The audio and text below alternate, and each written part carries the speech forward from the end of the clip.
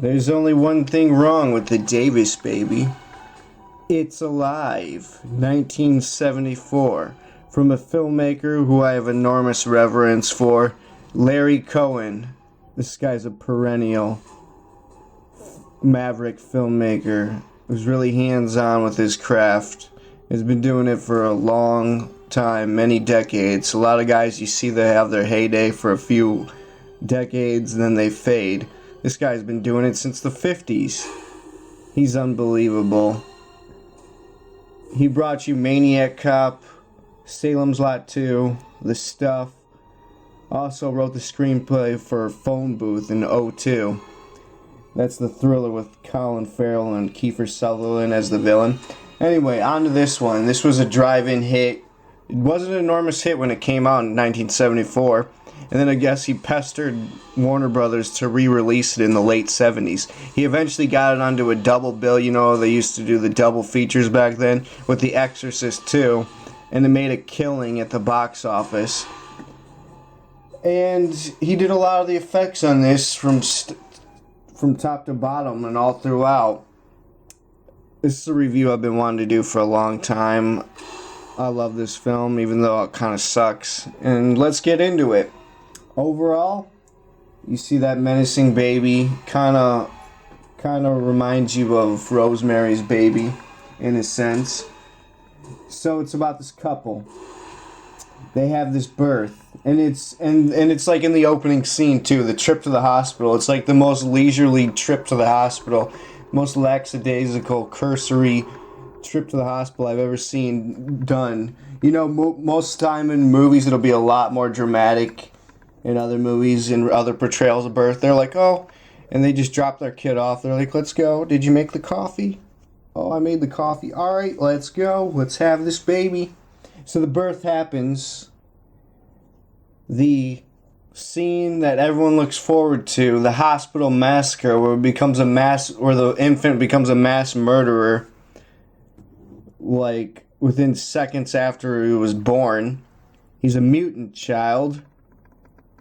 And the detective and doctor theorized shortly after that the baby committed the murders and that he's radioactive.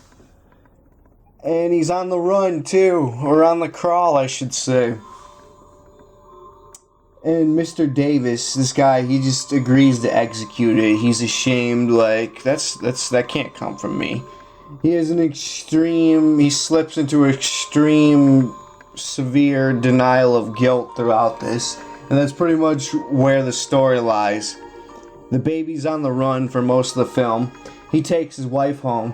She's in kind of a shock, denial in herself. There's like some psychosis there with the mother, so you're like, okay, why this mutant child? They don't even go over the reasons of why this child's a mutant, or why he's so barbaric, and why he's mauling all these people. Or that it's plausible at all. They don't really dive into that at all. It's just like he's in the public relations business and his career just gets upended from that. Pretty much smeared his whole reputation after that. So the first appearance of the baby. I think he's the cutest little bambino in all of horror films. Look at him. I'd take him home. I'd claim him as my own. Look at those teeth. So, it goes on and on and on, and how can this, and then, you know, Mr. Davis is all freaking in denial, like, how can this be my seed? I'm a typical American man, how can this happen to me? And we find out that the pharmaceutical company issued these pills that probably mutated this baby, and that's the whole cause of it. But you don't really see the parents like accusing the doctors or anything or going after the pharmaceutical company. And behind the scenes, there's a short scene where the pharmaceutical company's like, no, when you find the baby, kill it and dispose the body.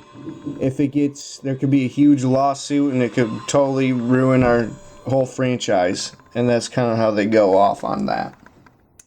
But they really don't. But they really don't expand on that.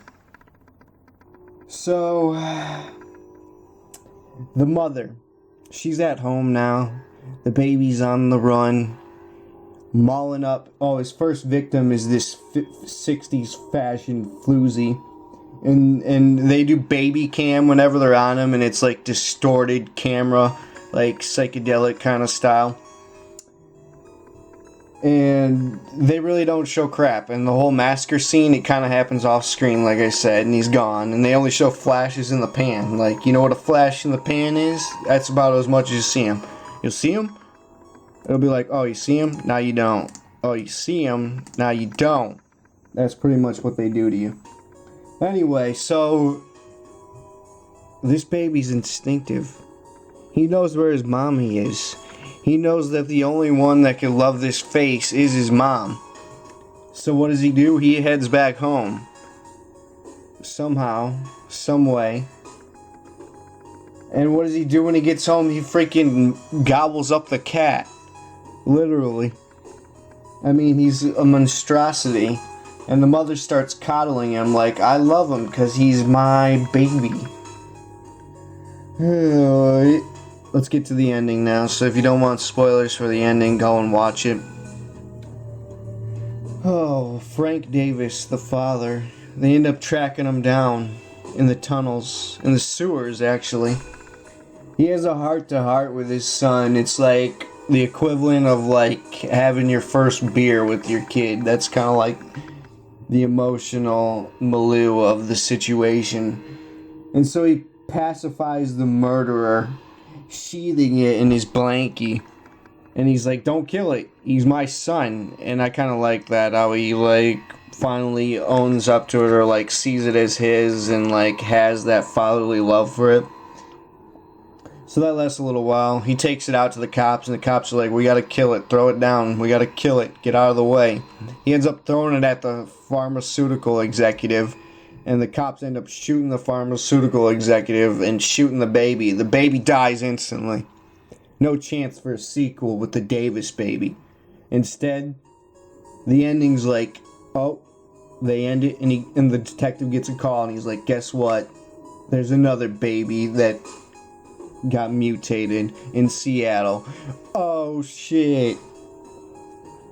Awesome concept, poor execution. Because it was limited and everything, you know. If they showed the baby more and everything and showed him actually killing and mauling, it would have been probably seen as too humorous, so that's why he didn't do it. He stuck with the old rule, don't show the audience that much, you know. I haven't seen the remake, so I can't really comment on that, but anyway, I give this a C- overall. This was JBM. I'm out.